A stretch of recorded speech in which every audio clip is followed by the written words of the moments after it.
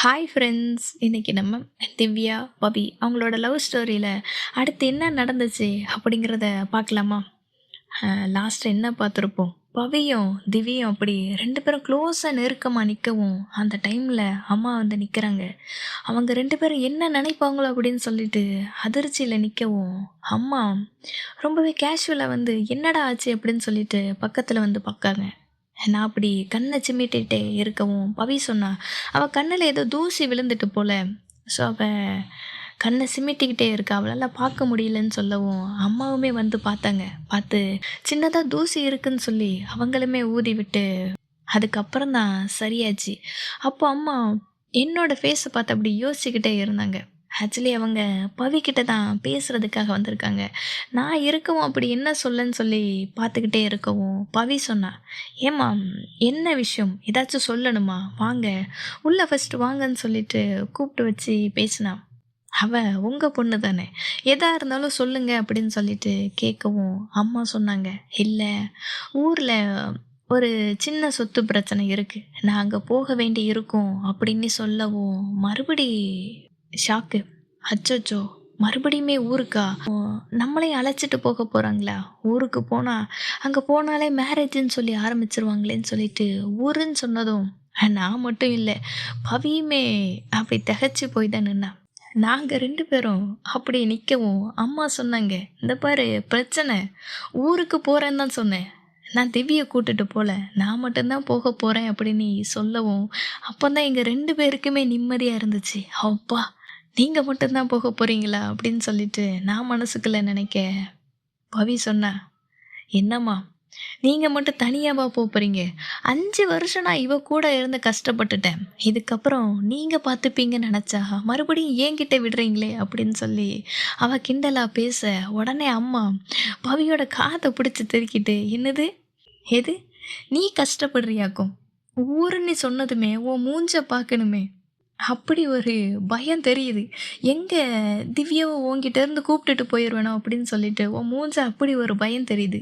நீ கஷ்டப்படுறியாக்கும் அப்படின்னு சொல்லி அம்மாவ காத்த பிடிச்சு திருங்க. "சரிம்மா, சரிம்மா, வலிக்குதும்மா, விடுங்க, விடுங்க" அப்படின்னு அவளுமே சொன்னா. அதுக்கப்புறம், "சரி, நீங்க எப்போ ஊருக்கு கிளம்ப போறீங்கன்னு" சொல்லிட்டு அதையும் நாங்க 2 பேருமே கோரஸா கேட்கவும், அம்மா, "என்ன? என்ன எப்ப கிளப்பி விடலாம் அப்படின்னு சொல்லிட்டே பார்க்குறீங்களா?" அப்படின்னு அம்மா கேட்டாங்க. உடனே பவி, "இல்லம்மா, இல்ல.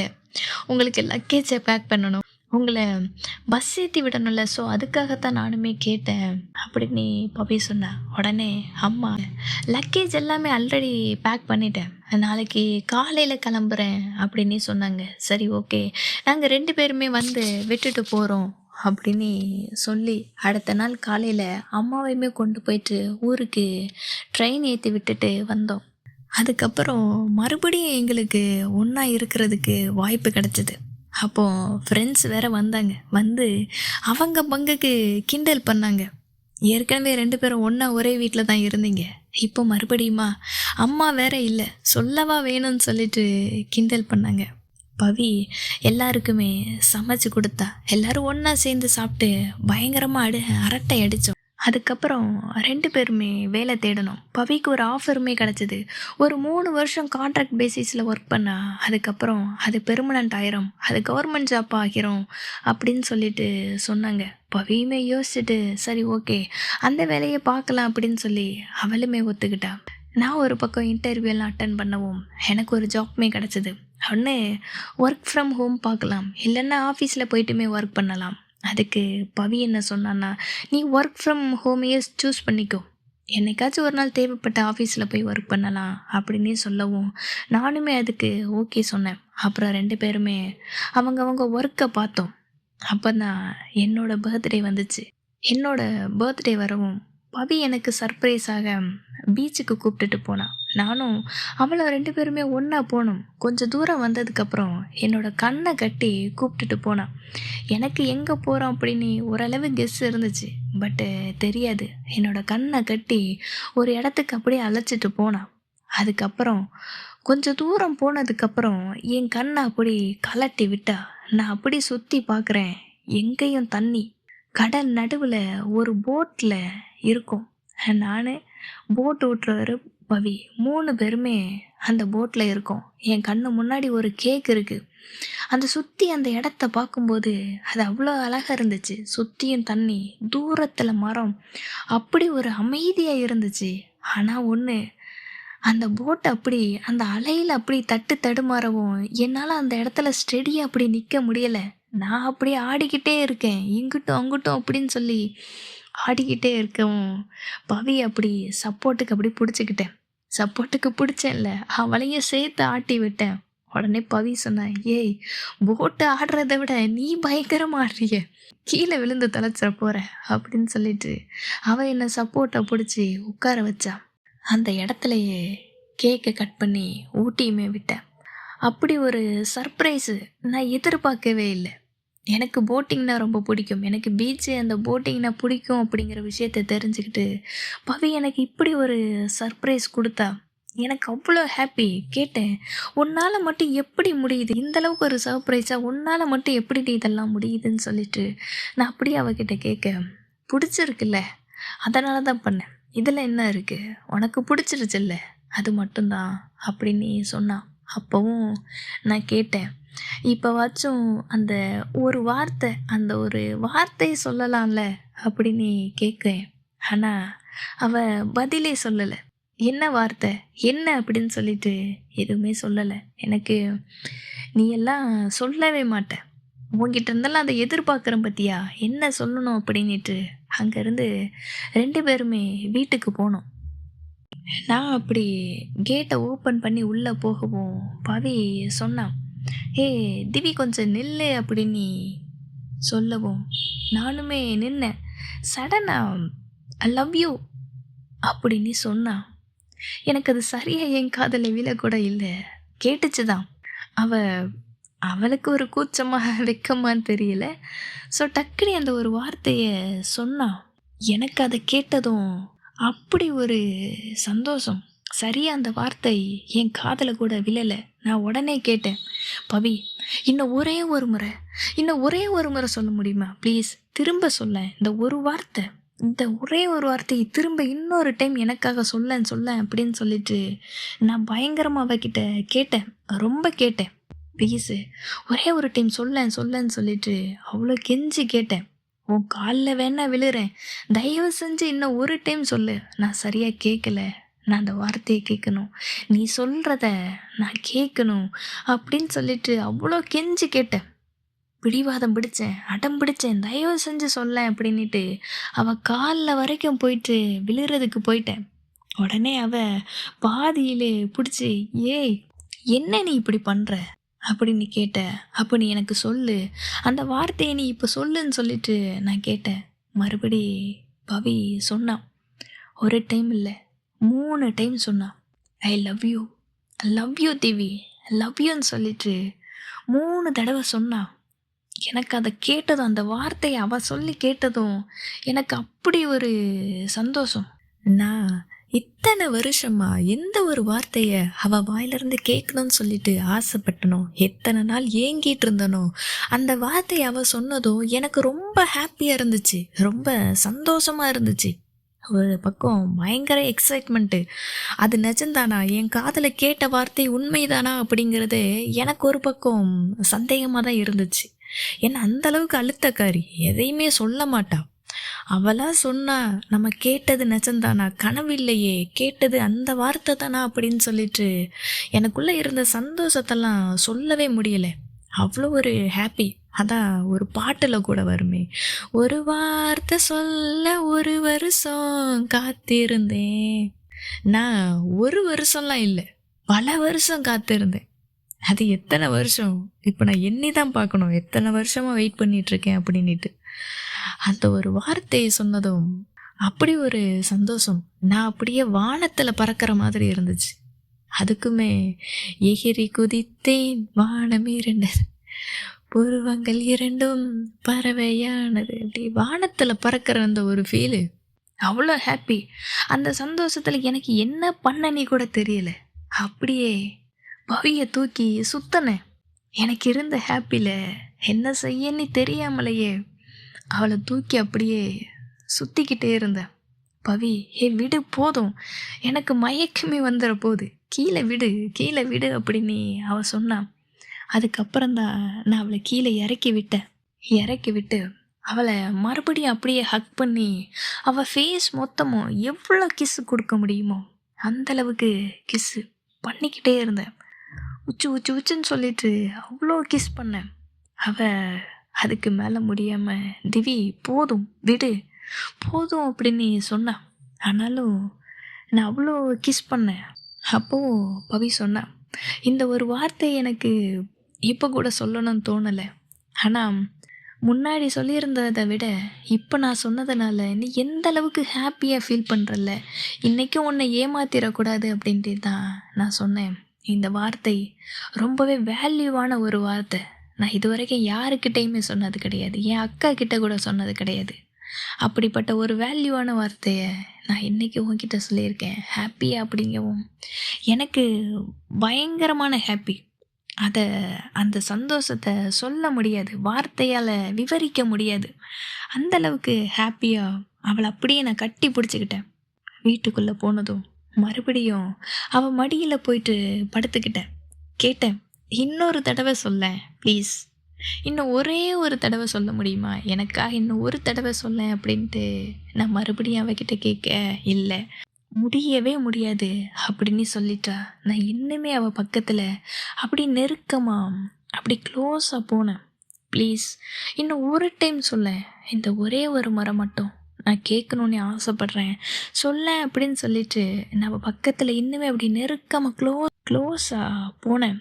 அப்போது பவி அப்படி விலகிட்டா.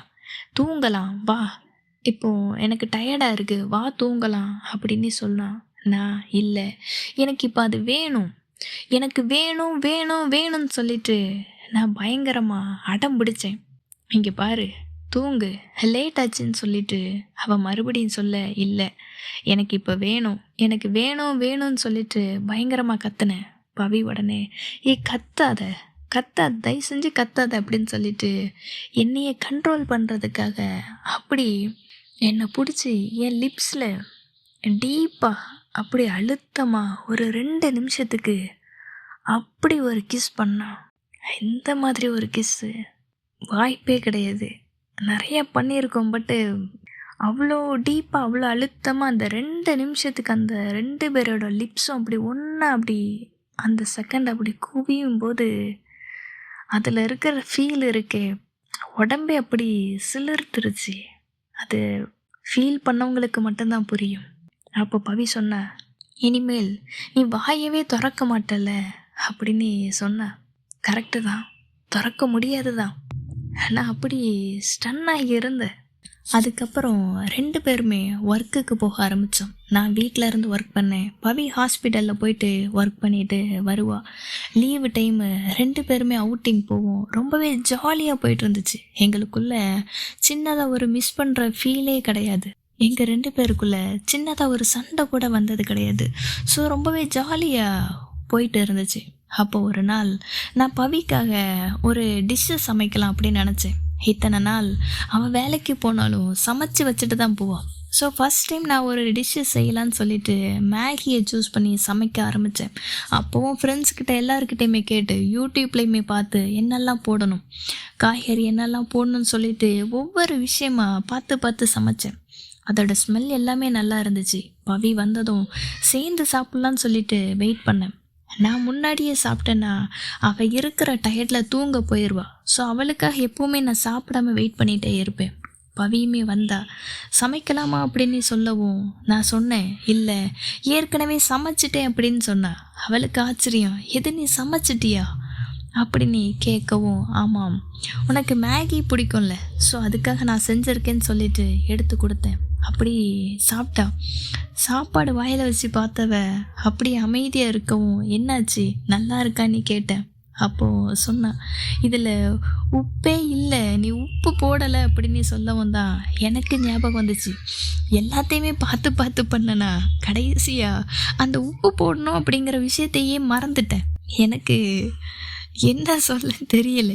உடனே இது எல்லாமே வேஸ்ட்டாக போச்சா அப்படின்னு சொல்லவும் பவி சொன்னான், இல்லை கொஞ்சம் சால்ட் வாட்டர் ஆட் பண்ணி மறுபடியும் லைட்டாக சூடு பண்ணால் போதும். நீ செஞ்சது அவ்வளோ நல்லா இருக்கு, டேஸ்ட்டு நல்லா இருக்கு அப்படின்னுட்டு என்னோட முகத்தை பார்த்து சொன்னான். நான் சொன்னேன், நீ மேகியை பார்த்து, நீ சாப்பிட்ற சாப்பாடை பார்த்து சொல்லாமல் என்ன ஏன் மூஞ்ச பார்த்து சொல்கிற அப்படின்னு கேட்கவும், சாப்பாட்டை விட இதை செஞ்சவங்களோட ஃபேஸ் அவ்வளோ அழகாக இருக்குது, நல்லா இருக்குது அப்படின்னு அவ சொன்னா. உடனே பொறுக்கி, என்ன ட்ராக்கு வேற எங்கேயோ போகுது, நீ ரொம்ப கெட்டு போயிட்ட பொறுக்கி அப்படின்னு சொல்லவும், எது நான் பொறுக்கியா, என்ன நீ எப்போவுமே இந்த மாதிரியே சொல்கிற அப்படின்னு அவளுமே சொன்னான். அதுக்கப்புறம் அடுத்த நாள் சாட்டர்டே சண்டே லீவு. அதுக்கு பவி முன்னாடியே என்ன பண்ணான்னா ஒரு ஸ்டேட்டஸ் வச்சான். இந்த மாதிரி யாரையுமே பார்த்துருக்க மாட்டோம், நாளைக்கு லீவு, நான் நல்லா தூங்கணும், யாராவது என்ன டிஸ்டர்ப் பண்ணிங்கன்னா சாவடிச்சிருவேன் அப்படின்னு சொல்லிட்டு ஃப்ரெண்ட்ஸுக்கு ஒரு ஸ்டேட்டஸுமே போட்டுட்டு படுத்தா. அப்படியும் அடுத்த நாள் காலையில் காலிங் பில் சத்தம் கேட்டுச்சு. பயங்கர கோபத்தில் எழுந்து யாரா அது சொல்லியும் கேட்காம வந்திருக்காங்களே அப்படின்னு பார்த்தா ஃப்ரெண்டு தான் இன்விடேஷன் வைக்கிறதுக்காக வந்து எழுப்புனான். உடனே பவி இருந்த கோவத்தில் தூங்கி எழுந்ததும், நீ சாவறதுக்காக என்ன எதுக்காக இவ்வளோ காலையிலே வந்து எழுப்புற அப்படின்னு சொல்லிட்டு கத்துனா. உடனே நான் சொன்னேன், அவள் கல்யாண பத்திரிக்கை தாண்டி வைக்க வந்திருக்கா, ஏன் இப்படி சொல்கிற அப்படிங்கவும், சாவறதுன்னு முடிவாயிடுச்சு, எதில் குதிச்சுட்டு செத்தா என்ன, கிணத்துல குதிச்சுட்டு செத்தா என்ன, எப்படி போனா என்ன அப்படி நீ பவி சொல்ல. உடனே ஃப்ரெண்டு, ஏன்பா நான் இன்னும் கல்யாணமே பண்ணலை, அதுக்குள்ளே எதுக்கு இப்படி பயம் வருத்துறீங்களே அப்படின்னு சொன்னேன். சரின்னுட்டு பவியுமே அந்த இன்விடேஷன் வாங்கி பார்த்தா. சரி மேரேஜ் இன்னைக்கு, கல்யாணத்துக்கு பிரியாணி போடுவல்ல அப்படின்னு சொல்லிட்டு கேட்கவும், இல்லை கல்யாணத்துக்கு நான்வெஜ்ஜெல்லாம் இல்லை, வெறும் சாம்பார் சாதம் தான் போடுவேன் அப்படின்னு சொன்னேன். அப்போது சரி ஓகே வந்து தொலைக்கிறேன், கல்யாணம் எங்கே, விழுப்புரத்துலையா, சரி ஓகே கிளம்பு நாங்கள் வர்றோம் அப்படின்னு சொல்லிட்டு அவளுமே சொன்னான். அதுக்கப்புறம் நாங்கள் எல்லாருமே ஃப்ரெண்ட்ஸ் எல்லாம் ஒன்றா சேர்ந்து ஒரு வண்டி பிடிச்சி மேரேஜுக்கு விழுப்புரத்துக்கு போனோம். இங்கேருந்து ஒரு 1.5 hours ஆகும். ஸோ எல்லாருமே ஒன்றா சேர்ந்து போகவும், அப்போ நான் பவியை என்னோட மடியில் தூக்கி உட்கார வச்சேன். அவள் ரொம்பவே கூச்சப்பட்டா, பட் அவளுக்கு பிடிச்சிருந்தது தான். சொன்னா, நான் கீழே உட்கார்றேன், வேறு பிளேஸில் இருக்கேன், என்னை கீழே இறக்கி விடு அப்படின்ட்டு அவள் சொன்னான். நான் இல்லை முடியவே முடியாது, நீ ஏன் மடியில் தான் இருக்கணும்னு சொல்லிட்டு அப்படி பிடிச்சி உட்கார வச்சேன். ஃப்ரெண்ட்ஸும் பார்த்தாங்க, சிரிச்சாங்க, அவளை கொஞ்சம் கீழே இறக்கி தான் விட, அவள் இருக்கட்டுமே அப்படின்னு அவங்க சொல்ல, நான் இல்லை முடியவே முடியாதுன்னு சொல்லிட்டு என்னோட மடியில் உட்கார வச்சேன். நான் அவளை இறக்கி விடவே இல்லை. குள்ளச்சி கம்முனு இருடி, எங்கேயும் போகக்கூடாது, பேசாமல் இரு அப்படின்ட்டு நான் சொல்லவும், பவி சிரிச்சுக்கிட்டு, எனக்கு இன்னும் எத்தனை பேர் தான் வச்சுருக்கேன், பொறுக்கிங்கிற, குள்ளச்சிங்கிற, குட்டிமான்னு சொல்கிற, இன்னும் எத்தனை பேர் தான் அப்படின்ட்டு அவ சொல்லவும், உனக்கு இந்த பொறுக்கிங்கிறத தவிர வேறு எந்த ஒரு பேருமே செட் ஆகலை, அந்த ஒரு பேர் தான் நல்லா இருக்குது அப்படின்னு சொல்லிட்டு நான் சொல்ல, எல்லாருமே சிரித்து அந்த பஸ் ட்ராவல் பயங்கரமாக ஜாலியாக என்ஜாய் பண்ணிட்டு போனோம். அங்கே மேரேஜுக்கு போயிட்டோம். அங்கே எல்லார் கூடயும் சேர்ந்து அரட்டை, கல்யாண பொண்ணு அப்படின்னு எல்லாம் பார்க்கவே இல்லை, அவளையும் பயங்கரமாக கிண்டல் பண்ணி அரட்டை அடித்து ஒரு வழி பண்ணிட்டு தான் அங்கேருந்து கிளம்பி வந்தோம். வீட்டுக்கு வந்ததும் ஒரு சர்ப்ரைஸு. வீட்டுக்கு வந்து பார்த்தா பவியோட அக்கா வந்திருந்தாங்க. பவியை பார்த்ததும் அப்படி ஒரு அழுகை, அவளை கட்டி பிடிச்சிக்கிட்டு அப்படி அழுதாங்க. எங்களுக்கு பயம், என்னடா ஆச்சு அக்காவுக்கு, ஏன் இந்த மாதிரி அழுகிறாங்க அப்படின்னு சொல்லிட்டு பார்த்தா அவங்க அக்காவோட ஹஸ்பண்டு, அவர் ஃபேஸில் ஒரு சிரிப்போட ஒரு சந்தோஷத்தோடு தான் இருந்தார். அதை பார்க்கும்போதுமே புரிஞ்சுது, அப்போ ஏதோ ஒரு விஷயம், இத்தனை நாள் ஏங்கின ஒரு விஷயம் நடந்திருக்கு அப்படின்னு புரிஞ்சிக்க முடிஞ்சது. உடனே பவியுமே கேட்டா, அக்கா நீ கன்சீவாக இருக்கியா என்ன அப்படின்னு கேட்கவும், அக்காவுமே ஆமாம் அப்படின்னு சொன்னாங்க. அதை கேட்டதும் இன்னுமே ஒரு சந்தோஷம். பவிக்குமே அப்படி கண்ணு கலங்கிருச்சு. ஒரு 8 வருஷ தவம் கிடைக்காதா அப்படின்னு சொல்லிட்டு ஏங்கின ஒரு விஷயம் இப்போ நடந்துச்சு. அதனால் 2 பேருக்குமே அப்படி ஒரு சந்தோஷமாக இருந்துச்சு. பவி இரு நானே செக் பண்ணுவேன்னு சொல்லிட்டு அவளுமே செக் பண்ணிவிட்டு கன்ஃபார்ம் பண்ணா. அவங்க ஹாஸ்பிட்டலுக்கு போனீங்களா என்னன்னு சொல்லிட்டு அந்த ஸ்கேன் ரிப்போர்ட்டையுமே வாங்கி பார்த்தா அவள் முகம் கொஞ்சமே சேடாச்சு. அதுக்கப்புறம் பவி அக்கா கிட்ட சொன்னா, நீ இங்கேயே இரு, நான் உன்னை பார்த்துக்கிறேன் அப்படின்னு சொன்னா. ஆனால் அவங்க ஹஸ்பண்ட் இல்லை வேணாம் அப்படின்னு நீ சொல்லவும், இல்லை இங்கேயே இருக்கட்டும் நான் பார்த்துக்கிறேன் அப்படின்னு சொல்லவும், அக்காவுமே சரி ஓகேன்னு சொன்னாங்க. அதுக்கப்புறம் நான் பவிக்கிட்ட கேட்டேன் என்னாச்சு அப்படின்னு சொல்லவும், அக்கா கொஞ்சம் ஸ்டேஜ் கொஞ்சம் கிரிட்டிக்கலாக தான் இருக்குது, ஸோ நல்லா பார்த்துக்கணும் அப்படின்னு சொன்னான். நானுமே சரிடா நல்லா பார்த்துக்கலாம் அப்படின்னு சொன்னேன். அப்போ பவி இல்லை நான் ஒர்க்கை விட்டுட்டு வந்துடுறேன், அதுக்கப்புறம் பார்க்கலாம், ஒர்க்கில் இருந்தால் சரி வராதுன்னு சொன்னான். உடனே நான் சொன்னேன் இல்லை நான் வீட்டில் தானே இருக்கேன், நீ ஒர்க்கை முடிச்சுட்டு சீக்கிரம் வா அது போதும், 2 பேரும் சேர்ந்து பார்த்துக்கலாம் அப்படின்னு சொன்னேன். ஆனாலும் அவ இல்லை நான் ஒர்க்கை விட்டுடுறேன் அப்படின்னு தான் சொன்னான். உடனே அக்காவுமே சொன்னாங்க இல்லை வேணாம் ஒர்க்கெல்லாம் விட வேண்டிய அவசியம் கிடையாது அப்படின்னு சொல்லவும் அவளுமே சரின்னு சொன்னான். அதுக்கப்புறம் அக்காவை அந்த அளவுக்கு நல்லா பார்த்துக்கிட்டா. சின்ன பிள்ளையா இருந்தாலும் ஒரு அம்மா எப்படி ஒரு பொண்ணை பார்த்துப்பாங்களோ அந்த அளவுக்கு டெலிவரி டைமில் அவ்வளோ அழகா அவ்வளோ நல்லா பார்த்துக்கிட்டா. அதுக்கப்புறம் டெலிவரி டேட்டுமே வந்துச்சு, ஹாஸ்பிட்டலுக்குமே அழைச்சிட்டு போனாங்க. அங்கே போனால் பெயின் வரலை, ஸோ இன்ஜெக்ஷன் போட்டாங்க, கொஞ்சம் கிரிட்டிக்கலாக தான் இருக்குது அப்படின்னு சொன்னாங்க. பவியை உள்ளவே விடலை, எமோஷ்னலாக அக்கா கூட அட்டாச் ஆகிருக்கு, ஸோ வேணாம் வெளியிலே இருன்னு சொல்லிட்டு அவளையும் விடலை. அதுக்கப்புறம் நார்மலுக்கு வாய்ப்பில்லை, சர்ஜரி தான் பண்ணணும் அப்படின்னு சொல்லவும், அவங்க ஹஸ்பண்ட் கிட்ட கையெழுத்துமே போட சொன்னதுக்கு, பவி உள்ளே போனால் தான் நானுமே கையெழுத்து போடுவேன், எனக்கு அவளை தான் நான் நம்புகிறேன், அவள் நல்லா பார்த்துப்பா அப்படின்னு சொல்லிட்டு அவங்க ஹஸ்பண்ட் சொல்ல டாக்டருமே சரி ஓகே அப்படின்னு சொன்னாங்க. அதுக்கப்புறம் பவியுமே உள்ளே போனா. அங்கே சர்ஜரி பண்ணி கொஞ்ச நேரத்தில் பவி அந்த சின்ன குழந்தையோட அப்படி வெளியில் வந்தா. வெளியில் வந்து அவங்க ஹஸ்பண்ட் கிட்ட அந்த பாப்பாவுமே கொடுத்தா.